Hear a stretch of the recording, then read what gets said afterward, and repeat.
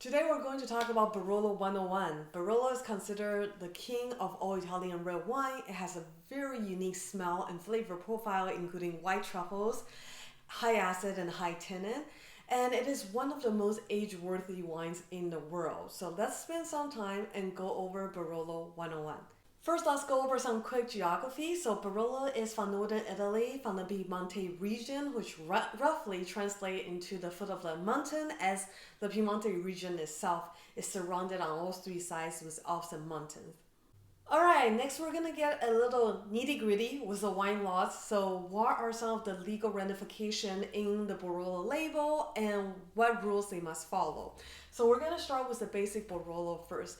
In order to say Barolo on the bottle, you must have the wine aged for a combined of 38 months in barrel and bottle, which 18 of which has to be in barrel. I know 38 months seems like a really interesting time.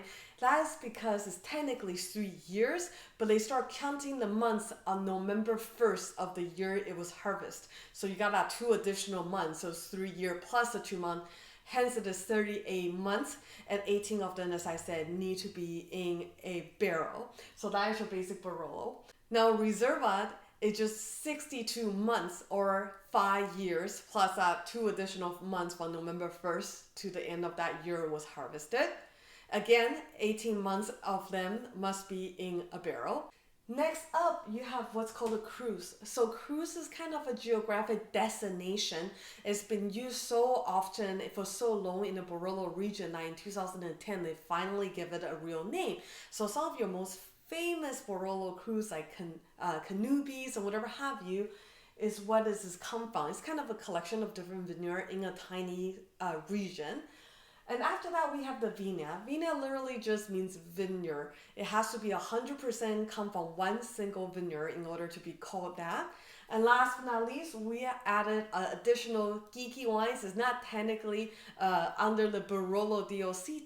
CG, but you might hear the word Barolo Chinato thrown around. This is actually a aromatized wine. It's combined with different herbs and spices with the Barolo grapes to make what we call the Barolo Chinato. It's more like a bitter than a wine, really. Of course, that leads into the next up. Probably the easiest part about the Barolo region is the grape that is actually made to use Barolo. There's only one and one only. The one and lovely Nebbiolo grape, only one of my favorite.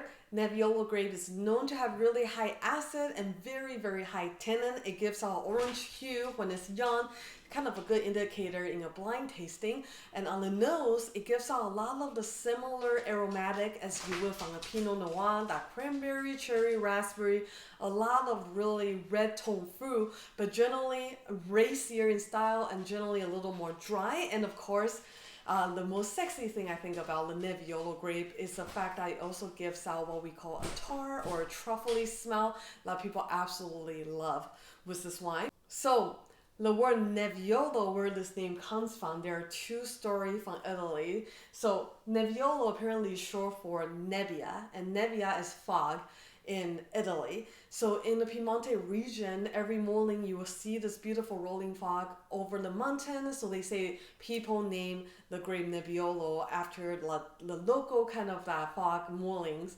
And the other theory is that the Nebbiolo grape naturally have kind of that white coating on each one of the berries. So it looks like it's wearing a jacket or a little fog jacket. Hence why they call it Nebbiolo. Whichever one you prefer, that is the name for it. The next thing you need to know about Barolo is its communes. Barolo and real estate has something in common. It is all about location, location, location. So there are actually 11 communes that are legal to make Barolo, but 5 of them covers 90% of the production. So that's the 5 we're going to talk about briefly today. It gets a little geeky and complicated. I do have this handy little map here. So for the 5 regions that we care about, we have La Mora, Barolo, Castiglione Falletto, Monforte d'Alba, and Serralunga d'Alba. And you can see all the other small ones scattered about, but we're not going to worry about that. Now, what we need to know about these 5 most important ones is that La Mora and Barolo commune inside of Barolo. I know it's not confusing at all. These two regions are known to have more of the calcareous marl soil, which actually produces finer, softer, and more elegant style Barolo. Whereas in contrast, in the other three regions here, they're known for their sandstone soil, which produce a Barolo that gives off firmer structure and more lasting.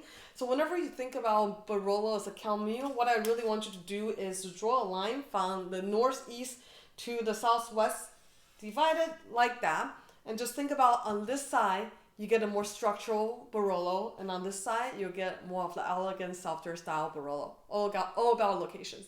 Now let's move on to some producer. If you are new to Barolo and you want to try, who do you go with? Now, when it comes to Barolo, I feel like they're very misunderstood in the US market. Traditionally, they were aged in really big, old neutral oak for an extended amount of time, as we talked about earlier during the wine law portion. And their wine are meant to be cellar for additional decades before they get ready. It is a very rustic, austere style of wine that, again, with high acid and high natural tannin from the grape. It is a very hard to understand wine is used, especially if you're not drinking it with food.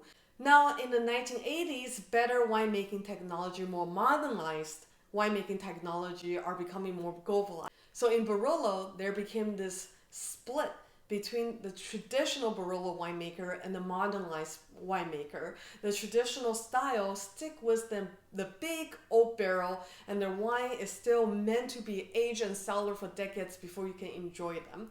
While there's another scoop of more modernized producer who are now transforming their winemaking into smaller barrique, and they're making wines as easily accessible in use, and it's a little softer around the edges. So we're gonna give you a couple of recommendations from each one of the categories. So on the traditional winemaker side, we got a Giacomo Contino, we got a Giuseppe Rinaldi, and on the modern style, we have Paolo Scarfino and Luciano Sandrone. All four of these are huge names you should be able to find very easily in any US market. And it's really good to know that if you are trying Barolo for the first time, to find it or do some research to understand that the Barolo you're having, if it fall under the traditional or the modern style, so that you understand what you either like or dislike about the style of Barolo. Hey, with that being said, I hope you just like and understand Barolo a little more after this video. Like I said, I feel like Barolo is one of the best wine Italian has to offer. It's often referred to as the poor man's Burgundy or Burgundy on steroid. Yes, there's a lot of similarities, but the price point generally a little bit lower, and it's fantastic to go with a really fatty cut of steak due to its, again, natural higher acid and higher tannin structure. So I hope the next time you're out, you'll grab a bottle of Barolo and give it a go. And if you're interested in see what I'm offering now to drink with your dinner, please log on to www.angiesang.com or subscribe to my mailing list so you don't miss any offering or any of the new videos in the future. Thank you. I'll see you next time.